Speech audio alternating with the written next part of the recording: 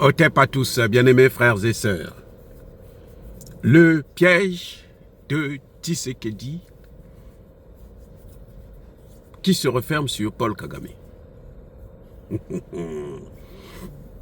Je vous ai dit il n'y a pas longtemps que Tshisekedi n'a pas officiellement dit qu'il va envoyer des gens. Mais officieusement, en tout cas, il y a des gens qui devraient se présenter en Angola pour des négociations directes avec le M23. Mais ça s'annonce mal. C'est un piège. Et Kagame a compris le jeu. Kagame a compris le jeu. Pourquoi?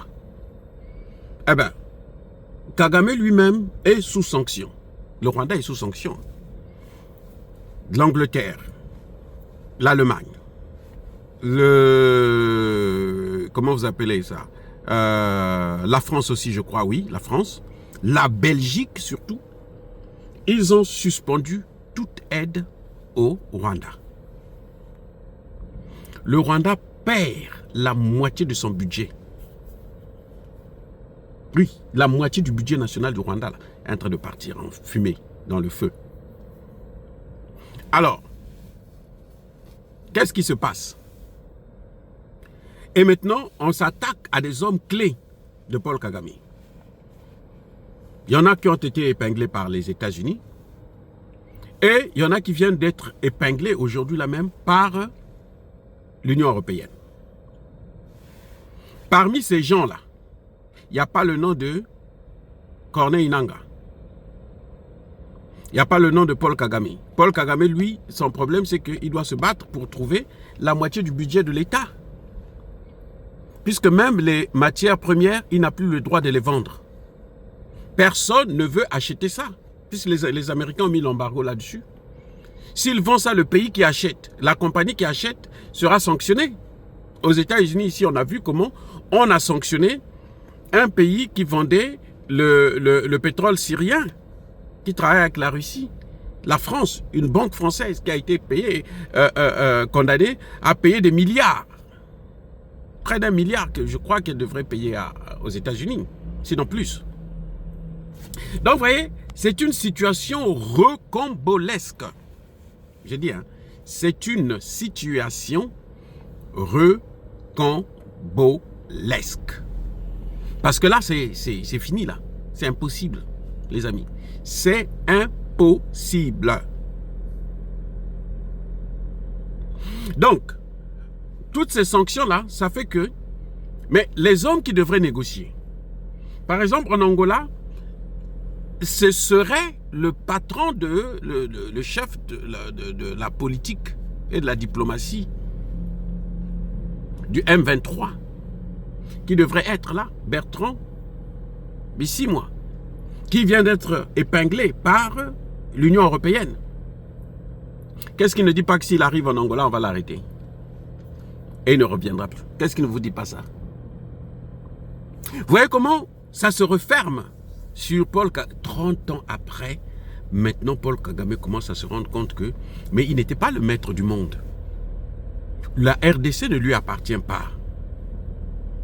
Parce que même les Européens sont en train de comprendre que, mais surtout si les États-Unis arrivent à signer des accords avec la RDC, mais les Européens seront foutus.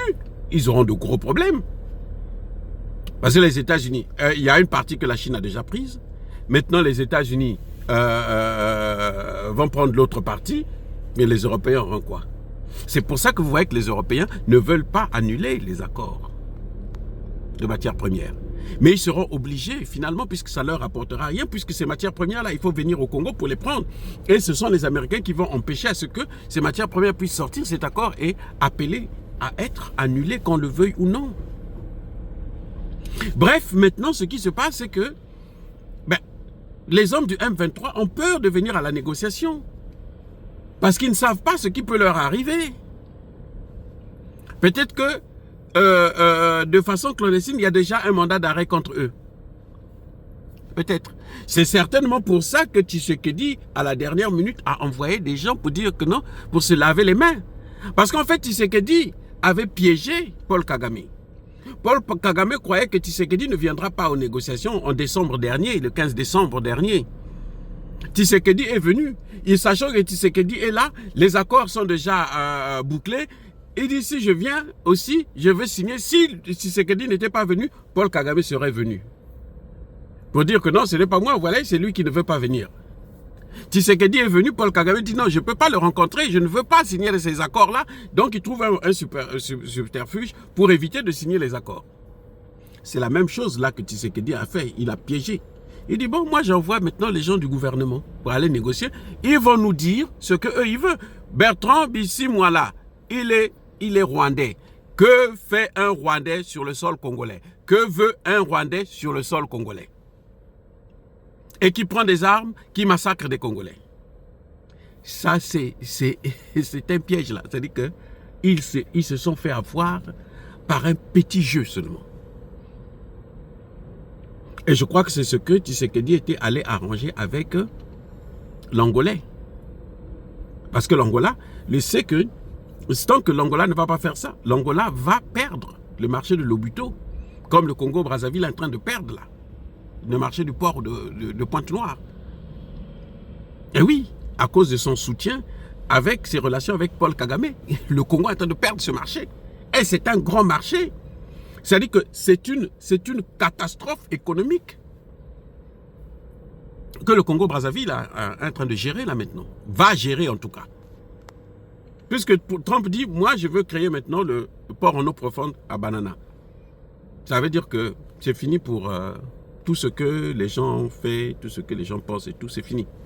La boucle est bouclée. Les amis, c'est incroyable mais vrai. Donc en fait, Kagame ne sait plus quoi faire. Il a réuni tout ce monde-là, tous ces sbires-là, à Kigali, et ils ont tous été convoqués pour donner une réponse. Et maintenant, c'est le M23 qui dit non, nous on ne vient pas pour négocier. Parce que si vous venez négocier, vous allez dire quoi? Les Rwandais peuvent demander quoi au gouvernement congolais? Qu'est-ce qu'un Rwandais peut demander au gouvernement congolais? Il n'est pas chez lui. Sinon que repartir chez lui. Et maintenant, avec toutes ces sanctions-là, on peut à n'importe quel moment les arrêter puis les envoyer à la haie. Ils ont maintenant peur. C'est chaud, les amis. Ça c'est mauvais. Là, ils se sont fait avoir.